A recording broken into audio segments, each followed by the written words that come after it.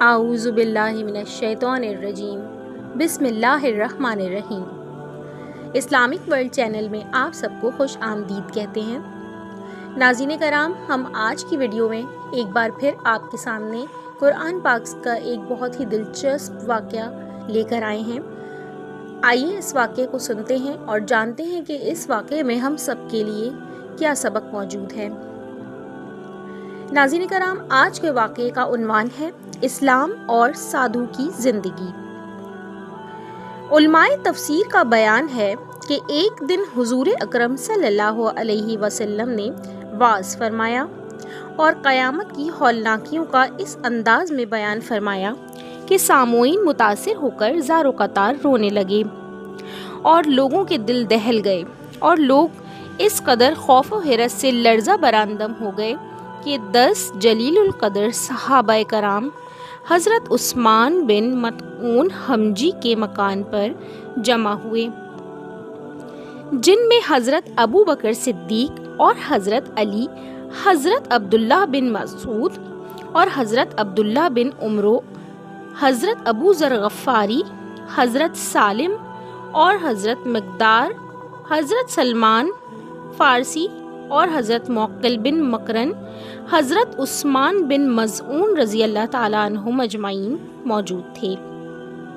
اور ان حضرات نے آپس میں مشورہ کر کے یہ منصوبہ بنایا کہ اب آج سے ہم لوگ سادھو بن کر زندگی بسر کریں گے۔ ناظرین کرام، سادھو کی زندگی کے بارے میں آج آپ کو آگے کی ویڈیو میں بتائیں گے کہ سادھو کی زندگی کیا ہوتی ہے۔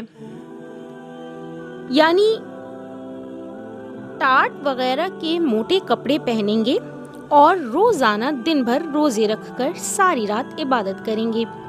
بستر پر نہیں سوئیں گے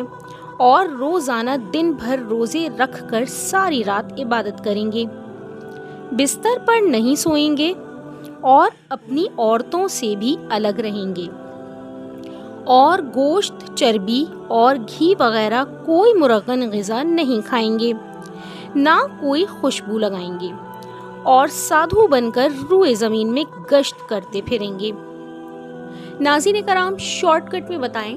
تو سادھو کی زندگی سے متعلق کے شارٹ میں معنی ہیں، یعنی دنیا کی اور زندگی کے تمام تر آسائش و آرام کو چھوڑ دینا۔ جب حضور اقدس صلی اللہ علیہ وسلم کو صحابہ کرام کے اس منصوبے کی اطلاع ملی تو آپ نے حضرت عثمان بن مظعون رضی اللہ تعالیٰ عنہ سے فرمایا کہ مجھے ایسی خبر معلوم ہوئی ہے، تم بتاؤ کہ کیا واقعہ ہے۔ تو حضرت عثمان بن مظعون رضی اللہ تعالیٰ عنہ اپنے ساتھیوں کو لے کر بارگاہ نبوت میں حاضر ہوئے اور عرض کیا کہ یا رسول اللہ، حضور کو جو اطلاع ملی ہے وہ بالکل صحیح ہے، اور اس منصوبے سے بجز نیکی اور خیر طلب کرنے کے ہمراہ کوئی دوسرا مقصد نہیں ہے۔ یہ سن کر حضور اقدس صلی اللہ علیہ وآلہ وسلم کے جمال نبوت پر قدر جلال کا ظہور ہو گیا، اور آپ نے فرمایا کہ میں جو دین لے کر آیا ہوں اس میں ان باتوں کا حکم نہیں ہے۔ سنو، تمہارے اوپر تمہاری جانوں کا بھی حق ہے، لہٰذا کچھ دن روزہ رکھو اور کچھ دنوں میں کھاؤ پیو، اور رات کے کچھ حصے میں جاگ کر عبادت کرو اور کچھ حصے میں سو رہا کرو۔ دیکھو، میں اللہ کا رسول ہو کر بھی کبھی روزہ رکھتا ہوں اور کبھی روزہ نہیں بھی رکھتا ہوں، اور گوشت، چربی، گھی بھی کھاتا ہوں، اچھے کپڑے بھی پہنتا ہوں، اور اپنی بیویوں سے بھی تعلق رکھتا ہوں، اور خوشبو بھی استعمال کرتا ہوں۔ یہ میری سنت ہے، اور جو مسلمان میری سنت سے منہ موڑے گا وہ میرے طریقے پر اور میرے فرما برداروں میں سے نہیں ہے۔ اس کے بعد صحابہ کرام کا ایک مجمع جمع فرما کر آپ نے نہایت ہی مؤثر واعظ بیان فرمایا، جس میں آپ نے برملا یہ ارشاد فرمایا کہ سن لو، میں تمہیں اس کا حکم نہیں دیتا کہ تم لوگ سادھو بن کر راہبانہ زندگی بسر کرو، میرے دین میں گوشت وغیرہ لذیذ غذاؤں اور عورتوں کو چھوڑ کر اور تمام دنیاوی کاموں سے قطع تعلق کر کے سادھوؤں کی طرح کسی کٹی یا پہاڑ کی کوہ میں بیٹھ رہنا یا زمین میں گشت لگاتے رہنا ہرگز ہرگز نہیں ہے۔ سن لو، میری امت کی سیاحت جہاد ہے، اس لیے تم لوگ بجائے زمین میں گشت کرتے رہنے کے جہاد کرو اور نماز، روزہ، حج اور زکوٰۃ کی پابندی کرتے رہو، خدا کی عبادت کرتے رہو اور اپنی جانوں کو سختی میں نہ ڈالو، کیونکہ تم لوگوں سے پہلے اگلی امتوں میں جن لوگوں نے سادھو بن کر اپنی جانوں کو سختی میں ڈالا تو اللہ تعالیٰ نے بھی ان لوگوں پر سخت سخت احکام نازل فرما کر انہیں سختی میں مبتلا فرما دیا۔ جن احکام کو وہ لوگ نبھا نہ سکے وہ بالا آخر نتیجہ یہ ہوا کہ اللہ تعالیٰ کے احکام سے منہ موڑ کر وہ لوگ ہلاک ہو گئے۔ حضور اکرم صلی اللہ علیہ وآلہ وسلم کے اس وعظ کے بعد ہی سورہ مائدہ کی مندرجہ ذیل آیات شریف نازل ہوئیں، جس کا ترجمہ کچھ اس طرح ہے: اے ایمان والوں، احرام نہ ٹھہراؤ وہ ستھری چیزیں کہ اللہ تعالیٰ نے تمہارے لیے حلال کیں، اور حد سے نہ بڑھو، بے شک حد سے بڑھنے والوں کو اللہ تعالیٰ پسند نہیں فرماتا، اور کھاؤ جو کچھ اللہ تعالیٰ نے تمہیں حلال اور پاکیزہ روزی دی، اور ڈرو اللہ تعالیٰ سے جس پر تم ایمان لائے ہو۔ ناظرین کرام، سورۃ المائدہ کے رکوع نمبر 12 میں آپ کو یہ ترجمہ مل جائے گا۔ اس کی تصدیق آپ سورۃ المائدہ کے رکوع نمبر 12 سے کر سکتے ہیں۔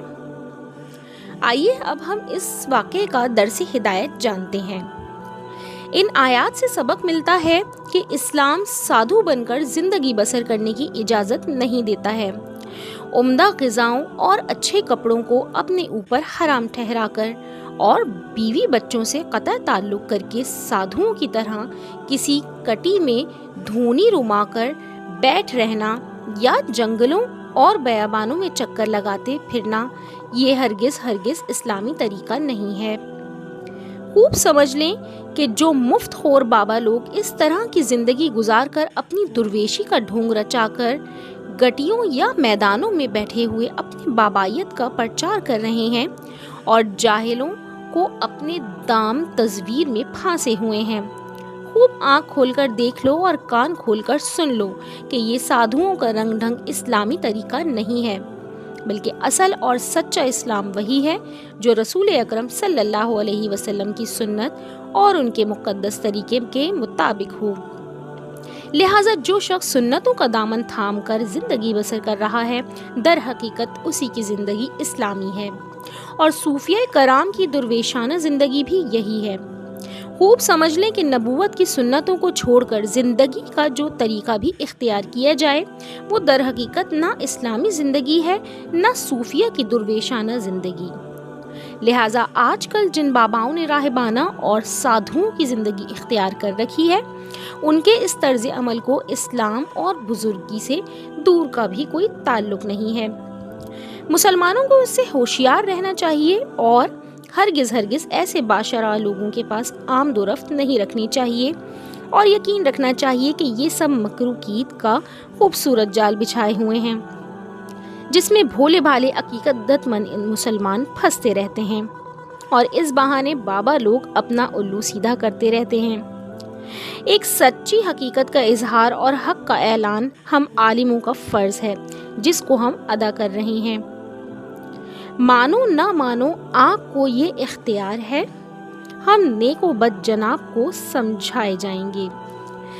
ناظرین کرام، یہ تو ہم سب جانتے ہیں کہ حضور پاک صلی اللہ علیہ وآلہ وسلم کی زندگی ہم تمام مسلمانوں کے لیے بلکہ قیامت تک آنے والی تمام نوع انسانی کے لیے ایک بہت خوبصورت عملی نمونہ ہے۔ حضور پاک صلی اللہ علیہ وآلہ وسلم کی سیرت، ان کی زندگی اور ان کی زندگی کے اندر ہونے والے تمام معاملات، حتیٰ کہ قرآن مجید ہمیں اللہ تعالیٰ کی طرف سے دیا ہوا بہت خوبصورت ایک تحفہ ہے۔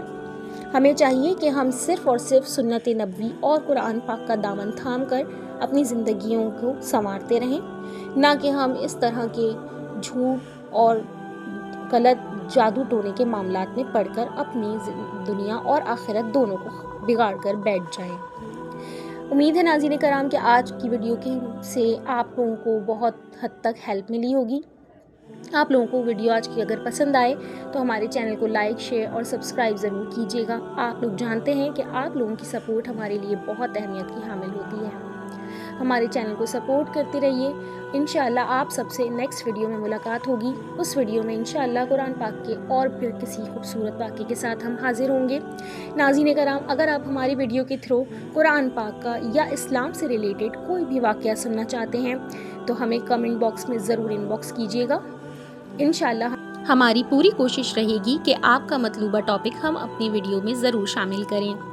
ناظرین کرام، ہمیشہ کی طرح ویڈیو کے اختتام پر ہم یہ دعا کرتے ہیں کہ اللہ پاک ہم سب کو قرآن پاک کو اچھی طرح سے پڑھنے کی، اس کو سمجھنے کی، سیکھنے کی اور دوسروں تک ٹھیک ٹھیک پہنچانے کی توفیق عطا فرمائے۔ اسی کے ساتھ ہم آپ سے اجازت لیتے ہیں۔ جزاک اللہ خیرا۔